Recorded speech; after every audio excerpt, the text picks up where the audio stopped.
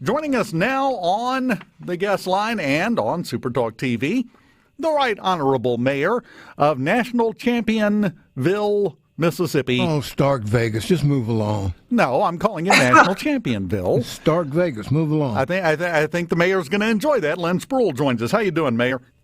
I'm doing wonderfully. Thank you so much. It's been a great week. You know, sometimes when I ask that question, how are you doing, I worry what kind of response I'm going to get. Sometimes the person will say, yeah, I'm doing okay, but you can tell their heart's not in it. I was afraid you were going to do a handstand when I asked you that question. Well, if I thought I could without breaking something, I would. I've got my cowbell over my shoulder here, so I'm ready to ring it in. She's prepared today. Last time I asked her, she had to go get it. I wondered that last night. So, number one, congratulations.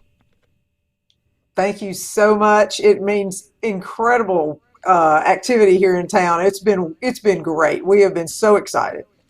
Yeah, and I wanted to ask you about that, and we'll start with the parade on Friday. How'd that go? Oh, the parade was phenomenal. We had everybody line the streets. I'm sure that there was probably nobody anywhere else in town other than either along the parade route or inside Duty Noble.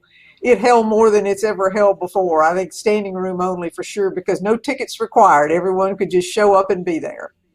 And everybody wanted to be there. I mean, this is a huge deal, as everyone can figure out. But I want to talk about one part of this that I think may be overlooked by some people, and that's the economic impact to your city. I assume it's huge. There's no question that it's huge. And somebody asked me about that last week, and I was saying that the only other thing that I can compare it to was the DAC effect. When we were on Sports Illustrated nationally for 2 weeks running, we had that number one position, and it boomed for us. We probably enjoyed the results of that for 3 to 4 years. And so I feel sure that this will have that same kind of impact. We grew. We are one of the only cities in the state of Mississippi that actually are increasing in population. We had a boom in construction, people wanting second homes, alumni coming back to ball games, to athletic events, increase in the student population out at the university. It has incredible impact on your community, city of Starkville as well as the university. Well, and that's the thing to remember. It has incredible impact, but it's a long-lasting impact. Everybody, their initial thought is, oh, yeah, going to have a good week or two, definitely. But no, the impact from this will carry over for a decade, I would think. Well, I would say at least 5 years. And since I expect us to continue to go back to Omaha with successes like this, and I expect our football team and our basketball team, athletics just simply cannot be underestimated, the impact that it has on the community and on the university. Well, and that speaks back to sometimes you hear criticism about how much money is spent on athletics by universities. It has a halo effect for the entire city, and you're going to have, as you said, a lot of people that are suddenly going to be interested in Starkville that might not have even known where Starkville was a week ago. Well, I would like to think they knew where it was, but I understand what you're saying. Yes, it will. And we're trying to feed off of that. We have a sports tournament facility that we are constructing that's supposed to open next year.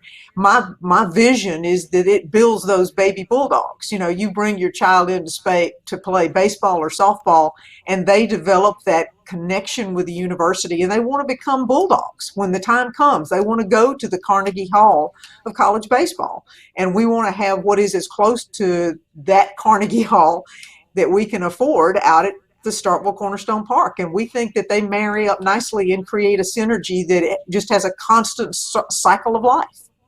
Well, and one thing that you mentioned there, talking about the Carnegie Hall of Baseball, the ESPN announcers, when they were talking during the championship game that night, they got on the subject of Duty Noble Field, and the consensus was it was the best college baseball stadium in America. They were sitting there saying that. It had to make you feel good. Of course it does. It is exciting in ways that we just hadn't anticipated, and it really is a remarkable facility. I don't think that anybody is going to outdo that anytime soon, although I'm sure they'll try. but it is an outstanding facility, and Dr. Keenum and Coach Cohen and all of the folks who were instrumental in making that happen are now reaping the positive results of that investment. Now, let me ask you, you talked about cashing in, and you talked about your sports complex that we've talked about before. What other plans, if any, do you have yet to, I hate to use the term cash in, but that's kind of what it is, to lean into this and promote the city of Starkville using this? Do you have anything in mind that the city can do to kind of lean into the success and the fame here? Well, I do think that the sports tournament facility is one of the ways of doing that.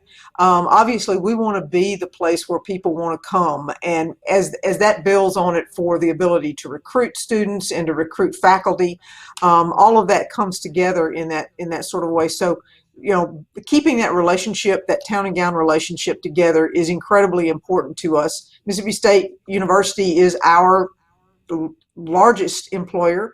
It is the thing that drives the majority of what we do, although certainly you don't want to have all your eggs in one basket. So we're trying to develop in other ways, but not to recognize that Mississippi State as our biggest neighbor and the one that's going to make us the best we can be and help us participate in that kind of growth and development would be just silly. So, obviously we embrace them and we embrace that relationship. We want to bring the kids downtown. And if you haven't, well, let's just go ahead and say that, because we haven't talked about this. We've got, the university purchased a large building. It was the Cadence Bank in the downtown area. So we are trying to have that melding, that town and gown flow that doesn't have a real break to it. From the time you leave City Hall to Lee Hall, it feels like a community, a university, a learning environment, an exciting environment. And so we're really up on how we can continue that, because having the university presence in downtown, I meet with Dr. Keenum once a month, and about once a month I tease him about getting the cheese sales downtown at this new bank, or at this new building that they're calling the Hub. I said, take the vault, turn it into a cooler, and make it a cheese sale and ice cream sale place, so that it really does feel like it's an extension of the university. Once you brought up Edam cheese, I quit listening, Lynn. I hate to tell you this, Mayor, but I completely lost my train of thought, because that cheese is just unbelievable. It is. Wouldn't it be great to have a retail location downtown? Now, you're going to like this. How about if we did a big cheese ball drop on New Year's Eve? I haven't figured out how to do that yet, but wouldn't it be cool? Well, what you have is a guy up on top of City Hall holding a ball of Edam cheese. The only problem is you could wind up with a fight at the bottom over who gets to catch it and take it home. Well, and if it's big enough, it could just crush somebody. So we'd have to be a little on care. I think a slow drop would be appropriate. We could parachute it down, maybe. Lower it down on a rope, maybe. There you Something. go. There you Have go. it touch down exactly at midnight, and you're good to go. I think it's a great idea. You've got a famous ball from Starkville. Why not put it into effect for New Year's Eve? It's a great idea. Wouldn't that be fun? I haven't convinced Dr. Keenum yet.